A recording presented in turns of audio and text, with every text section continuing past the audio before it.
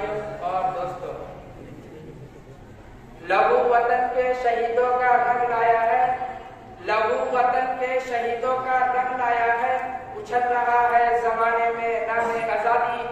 دنیا کی تاریخ جانتی ہے کہ 15 اگست ہندوستان کا اہم ترین یادگار پرمسرت اور تاریخی دن ہے۔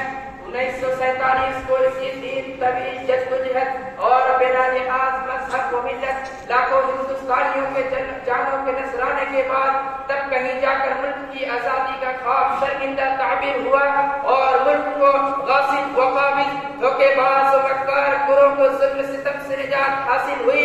یہ کوئی معمولی بات نہیں تھی کہ انتہائی چلاک و سفاک اور مضبوط و طاقتور انگریزوں کو مجبور کیا جائے کہ وہ ملک پر غاصبانہ قبضہ چھوڑ کر واپس چلے جائے، اپنا پرچم لال قلعے سے اتار کر لپیٹ دے، اپنی شکست تسلیم کرتے ہوئے ان لوگوں کے سامنے ہتھیار ڈال دے جنہوں نے قوت و طاقت اور اسلحہ و سامان کے زور پر کامیابی حاصل نہیں کی تھی، بلکہ ملک کی محبت و الفت، جد و جہد، مسلسل عزم، حوصلہ اور آپسی اتحاد و اتفاق کی قوت سے ملک کو فتح کیا تھا۔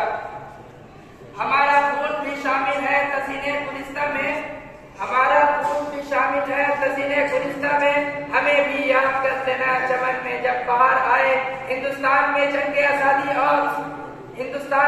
آزادی کی تحریک اور اس کا بانی ہونے کا شرف حجت الاسلام حضرت شاہ ولی اللہ محدث کو حاصل ہے، جنہوں نے ایک طرف ناقابل فراموش کی دینی خدمات انجام دیے اور دوسری طرف سیاسی میدان میں انگریزوں اور مراٹھوں کے تغلب و تسلط سے ملک کو نکالنے کے لیے بہت زیادہ کوششیں کی۔ ان کے درس و تدریس کا اثر یہ تھا کہ شاہ عبد العزیز محدث دیولی نے فرنگی مسالم کے نیچے دبے ہوئے ہندوستانیوں کو جہاد کے لیے آمادہ کیا۔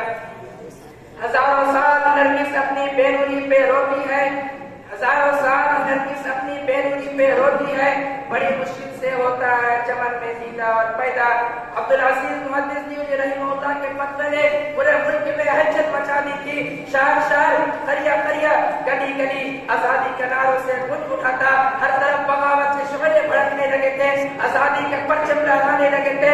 اس فتوے نے انگریزوں کے سروں کو چین کی نیند حرام کر دی تھی۔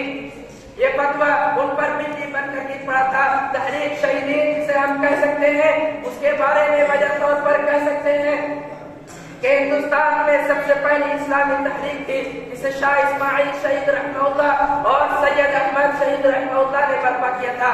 یہ تحریک صرف اور صرف انگریزوں کو ختم کرنے کے لیے پیدا ہوئی تھی۔ اس تحریک میں سب سے پہلے ففروا الی اللہ کا نعرہ لگایا تھا۔ یہ نعرہ کیا تھا؟ ایک باقاعدہ تھا، جس نے سنا مدہوش ہو گیا، جس پر نظر پڑی وہ اسلام کا خادم بن گیا۔ اس کو جہاد کی دعوت دی گئی تو علماء نے مسلسل چھوڑ دی اور اماموں نے مسجد کے مصلی کو معصومت کے حوالے کر دیا اور مالداروں نے اپنے کوٹیاں چھوڑ دی، غلاموں نے آقاؤں کو سلام کر دیا۔